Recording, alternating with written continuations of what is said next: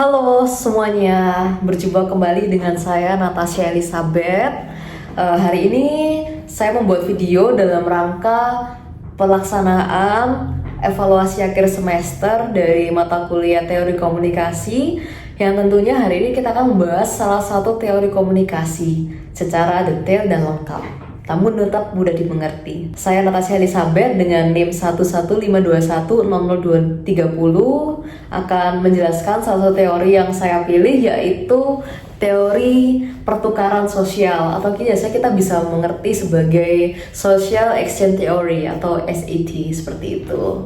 Teori ini juga tentunya sangat menarik karena menjelaskan nih bagaimana kita menilai suatu hubungan berdasarkan prinsip ekonomi, yaitu antara untung dan rugi. Teori pertukaran sosial ini dikembangkan oleh dua peneliti, yaitu John T. Bout dan Harold Cayley. Mereka berpendapat nih bahwa setiap hubungan seseorang itu akan selalu mempertimbangkan apa yang ia dapatkan dan apa yang akan dia korbankan.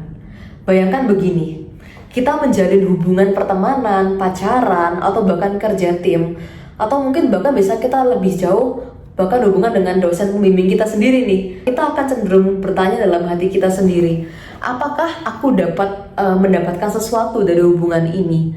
Dan apakah sebanding yang aku dapatkan itu dengan waktu, energi, ataupun perasaan yang aku berikan dalam suatu hubungan tersebut? Seperti itu. Teori ini dibangun atas dasar dua asumsi besar. Yang pertama adalah asumsi tentang sifat manusia. Kenapa kok bisa begitu? Karena manusia ini akan cenderung mencari keuntungan dan menghindari kerugian. Manusia itu rasional, artinya mereka akan membuat suatu keputusan tersebut berdasarkan perhitungan manfaat dan kerugian, seperti itu. Tapi penting dicatat juga teman-teman bahwa standar untung dan rugi itu bersifat subjektif loh. Contohnya nih, sesuatu yang dianggap menguntungkan bagi satu orang bisa jadi tidak menarik bagi orang lain, seperti itu. Dan asumsi tentang sifat hubungan sendiri adalah hubungan antar manusia itu saling mempengaruhi. Setiap tindakan seseorang dalam hubungan tersebut akan berdampak bagi orang lain. Dan hubungan tersebut juga bersifat dinamis, tidak statis. Artinya hubungan tersebut bisa berubah nih seiring waktu, bisa makin erat, bisa makin renggang, ataupun bisa bahkan berakhir sama sekali, seperti itu. Nah, menurut teori ini kita mengevaluasi hubungan dengan dua jenis standar nih. Yang pertama adalah tingkat perbandingan atau comparison level, atau kita bisa bilang CL. Ini adalah standar pribadi kita tentang apa yang kita anggap layak kita terima, seperti itu. Contohnya, jika kita menjalin suatu hubungan persahabatan dengan sahabat kita tentunya pasti akan berharap antara dua orang tersebut, antara saya dan dirinya, akan saling mendukung dan saling membantu. Nah, kalau harapan itu tidak terpenuhi, kita pasti tentunya akan minim-minim merasa kecewa atau bahkan merasa kerugian, seperti itu. Lalu yang kedua, tingkat perbandingan alternatif, atau kita bisa mengerti sebagai comparison level for alternative cards. Ini tuh adalah suatu bentuk evaluasi terhadap opsi lain di luar hubungan saat ini, seperti itu. Misalnya nih, contohnya kalau kita sedang menjalin kerja tim, tapi tim yang kita berada ini adalah tim yang toksik, yang nggak bisa mengerti kita, yang justru jadi beban.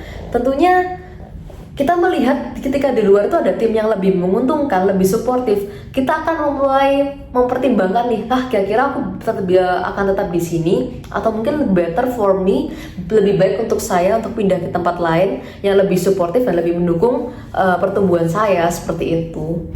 Lalu di teori pertukaran sosial ini atau social exchange theory itu menjelaskan bahwa ada 3 bentuk pertukaran utama yang bisa terjadi dalam relasi manusia. Nah, pertukaran pertamanya itu adalah pertukaran langsung atau direct exchange, di mana dua orang ini saling memberi dan menerima itu secara berlangsungan. Jadi pemberian dan yang dapat diterima itu akan terjadi secara langsung, bisa jadi di saat yang sama, menit yang sama, ataupun hari yang sama, seperti itu.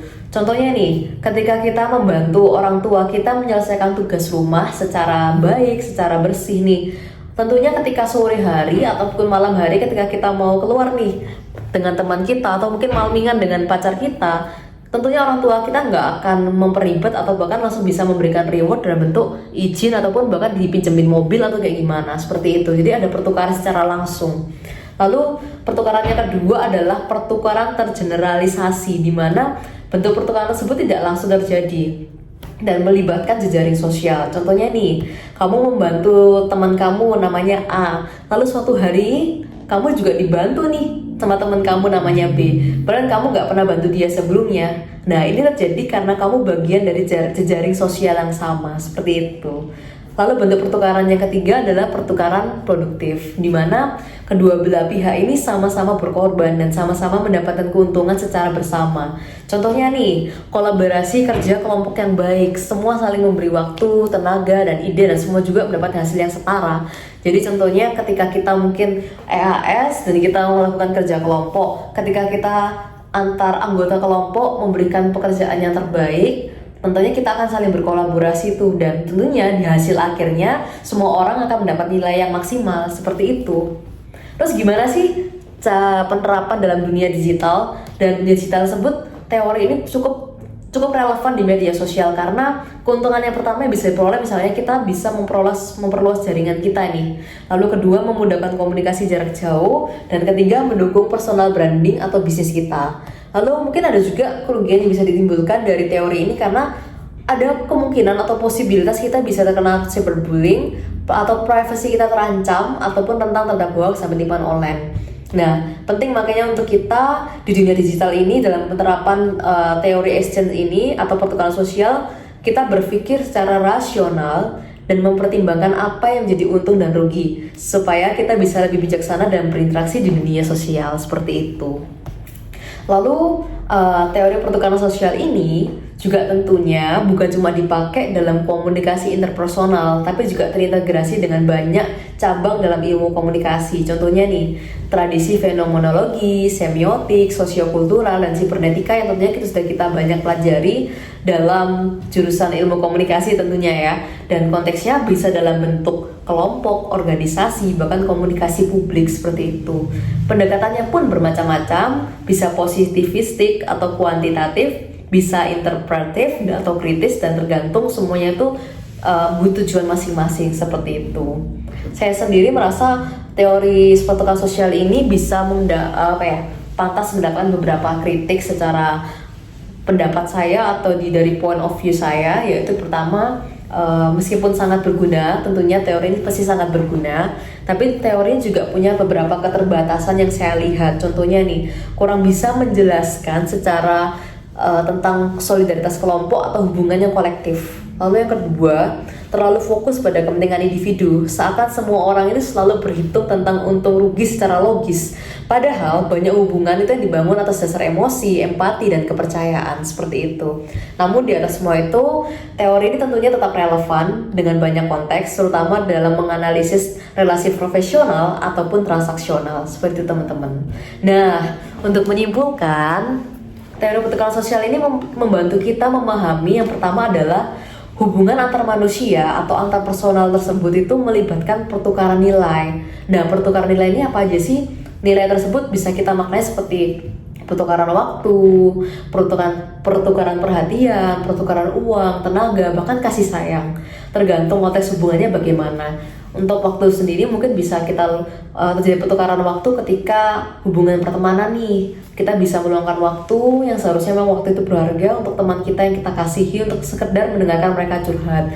Kalau pertukaran perhatian, misalnya kita ini perhatian dengan orang tua kita, dan orang tua kita juga perhatian sama kita, seperti itu. Pertukaran uang bisa jadi secara transaksional, finansial, entah itu kita jual beli ataupun dalam bisnis atau seperti apa. Kalau tenaga pun sama. Bahkan kasih sayang dalam hubungan romantis, kita bisa pertukaran kasih sayang, seperti itu. Dari sini, teori ini juga kita bisa menilai apakah suatu hubungan tersebut layak untuk dipertahankan atau tidak berdasarkan dengan imbalan dan pengorbanan yang kita rasakan, seperti itu. Jadi kita bisa dari teori ini kita bisa mempertimbangkan untuk bisa tetap berada di hubungan suatu hubungan ataupun kita harus keluar atau waktunya untuk keluar, seperti itu. Jadi semakin tinggi manfaatnya yang kita terima, tentu semakin besar kemungkinan kita untuk menjaga hubungan tersebut, seperti itu.